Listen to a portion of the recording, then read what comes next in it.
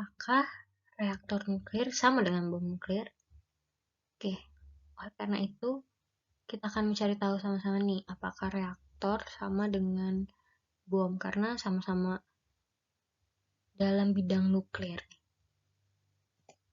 Oke, sebelum itu tapi kita harus tahu dulu apa itu reaktor dan apa saja komponen yang menyusun sebuah reaktor, dan akhirnya kita akan mengetahui apa yang termaksud dalam jenis-jenis reaktor. Pertama, apa itu reaktor? Reaktor adalah alat yang mengendalikan reaksi fisi berantai yang terjadi dan menjaga kesinambungan reaksi yang terjadi di dalamnya. Nah, reaktor nuklir adalah suatu tempat atau perangkat yang digunakan untuk membuat, mengatur, dan menjaga kesinambungan reaksi nuklir berantai pada laju yang tetap. Nah, bedanya dengan bom nuklir apa?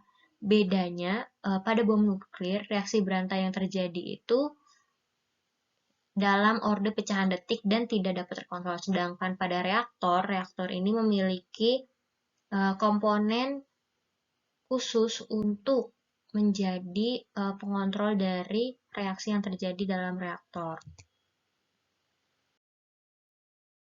Setelah mengetahui apa itu reaktor, kita juga harus tahu apa saja komponen penyusun reaktor yang membedakan reaktor dengan bom nuklir.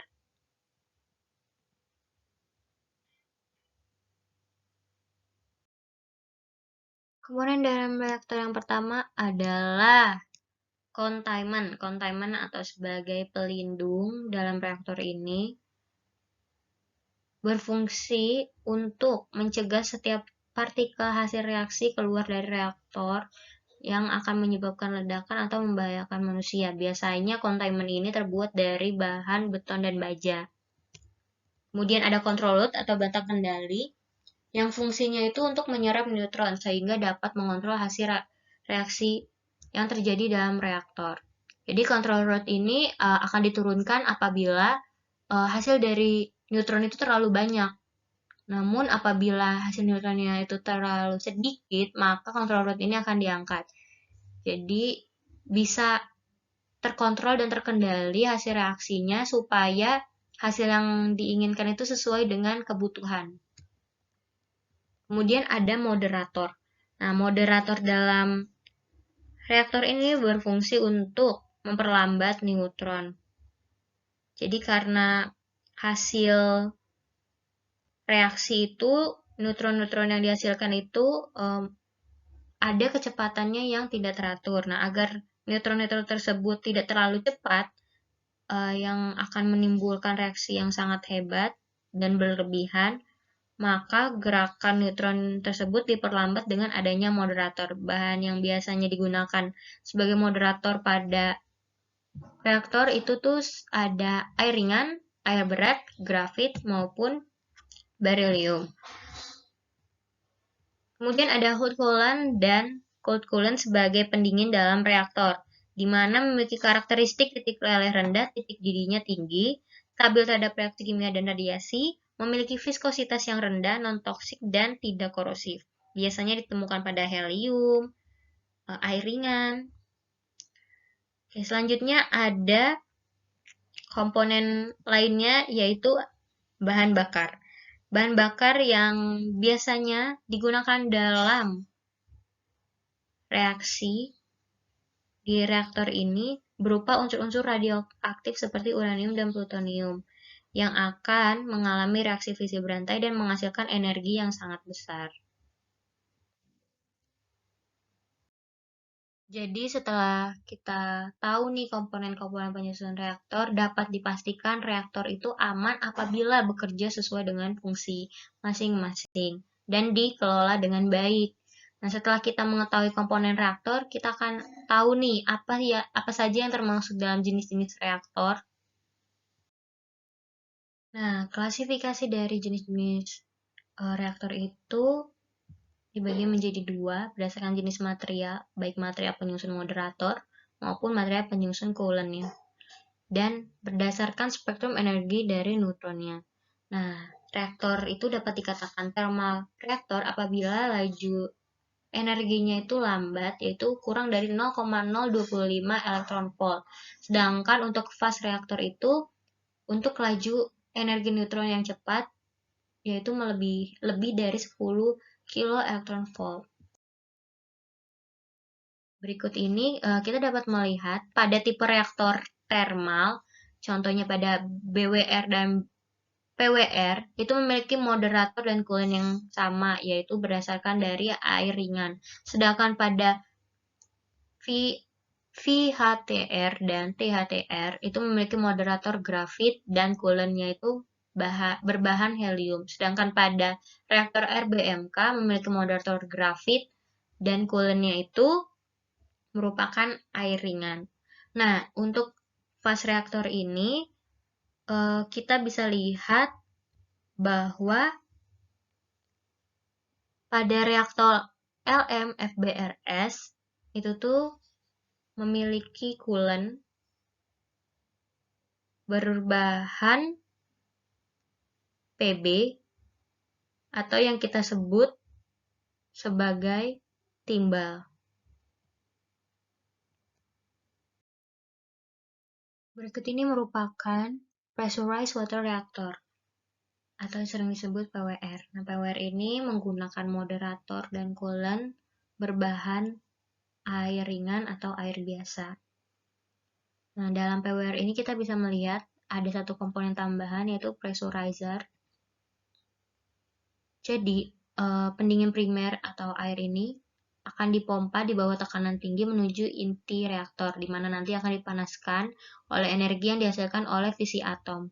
Nah, air yang dipanaskan ini kemudian mengalir ke generator uap, di mana akan mentransferkan energi panas untuk sistem sekunder dan uap yang dihasilkan akan mengalirkan ke turbin. Selanjutnya, hasil dari itu akan memutar generator listrik. Nah, PWR pada awalnya dirancang untuk melayani populasi kelautan sebagai nuklir untuk kapal selam nuklir. Nah, PWR saat ini beroperasi di Amerika Serikat dan dianggap generasi kedua reaktor.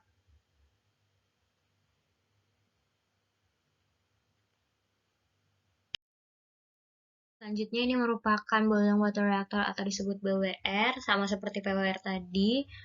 BWR juga menggunakan moderatornya air ringan dan coolantnya juga air ringan. Nah, sebagian dari air ringan tersebut itu dididihkan di dalam bejana tekanan dan menghasilkan campuran air dan uap yang keluar dari teras reaktor. Uap yang dihasilkan itu nanti langsung masuk ke dalam turbin. Karena itu, air di dalam uap harus dipisahkan.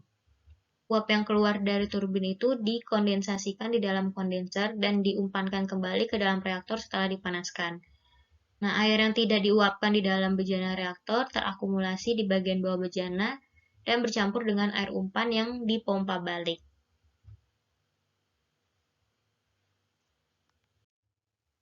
Reaktor nuklir tipe reaktor BWR ini pertama kali dikembangkan di Amerika Serikat. Namun setelah itu BWR dikembangkan menjadi reaktor BWR lanjutan atau Advanced Boiling Water Reactor. Oke, selanjutnya ada Very High Temperature Reactor atau VHTR yang merupakan konsep reaktor generasi keempat, di mana moderatornya itu menggunakan grafit dan bahan bakarnya itu adalah uranium. Nah, reaktor ini merupakan jenis reaktor bersuhu tinggi yang secara konseptual dapat memiliki suhu luarannya 1000 derajat Celcius. Dan teras inti dari reaktor ini berupa blok prisma. Seperti yang sudah disampaikan, moderator neutronnya itu adalah grafit, sedangkan coolantnya adalah gas helium dan molten salt. Selanjutnya ada salah satu jenis reaktor yang sangat terkenal, yaitu RBMK, yaitu reaktor Borsuk-Moscow Canali. Nah, jadi reaktor nuklir ini merupakan rancangan Soviet yang menggunakan uranium sebagai bahan bakar dari reaktornya. Nah, pada reaktor ini desainnya itu tidak biasa dari reaktor lainnya karena menggunakan grafit sebagai moderatornya dan dirancang untuk produksi plutonium, tetapi juga digunakan luas sebagai pembangkit listrik. Nah, kombinasi grafit sebagai moderator dan air ringan sebagai pendingin adalah unik untuk reaktor ini karena tidak ada reaktor lain di dunia yang menggunakan keduanya. RBMK ini makin terkenal sejak adanya bencana Chernobyl. Seperti yang ditunjukkan oleh bencana, RBMK memiliki beberapa kelemahan desain utama. Secara khusus, lokasi batang kendali, struktur pengungkung, dan koefisien rongga positif reaktor terbukti sangat tidak aman. Sejak bencana tersebut terjadi di tahun 1986, reaktor RBMK yang digunakan itu mengalami perubahan desain yang signifikan untuk mengatasi masalah ini dan memastikan keselamatan dalam operasi di masa depan. Jadi reaktor RBMK ini beroperasi selama beberapa dekade di Rusia setelah bencana Chernobyl. Nah, setelah terjadinya insiden bencana Chernobyl itu,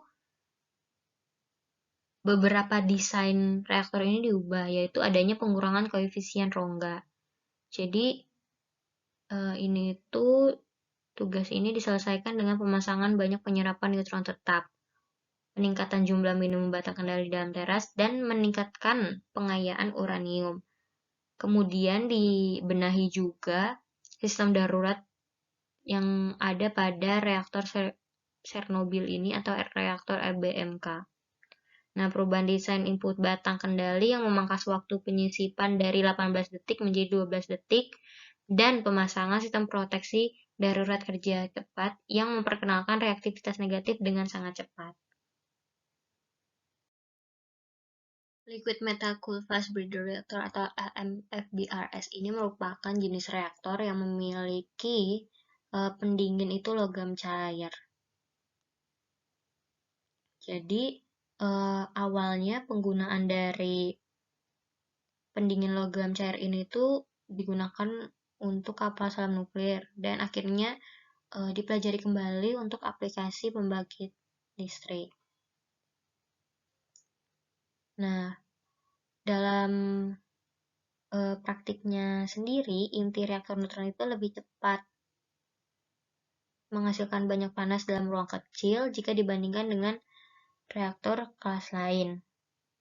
Nah, penyerapan neutron yang rendah ini diinginkan dalam setiap pendingin reaktor. Dan paling penting untuk reaktor cepat, karena untuk menghasilkan neutron yang cepat kan perlu pendinginan yang lebih cepat juga. Nah, idealnya cairan pendingin itu tidak boleh mendidih karena hal itu akan membuat lebih mungkin bocor keluar dari sistem yang mengakibatkan kecelakaan atau kehilangan cairan pendingin. Sebaliknya, jika pendingin dapat dicegah agar tidak mendidih, hal ini memungkinkan tekanan dalam sistem pendingin itu tetap pada tingkat netral dan secara dramatis mengurangi kemungkinan kecelakaan. Nah, beberapa desain ini menaruh seluruh reaktor dan penukar panas itu ke dalam kolam pendingin. Dan hasilnya itu meminimalisir resiko pendinginan loop yang akan hilang. Jadi, Liquid Metal Cool Fast Breeder Reactor ini merupakan salah satu jenis fast reaktor karena memiliki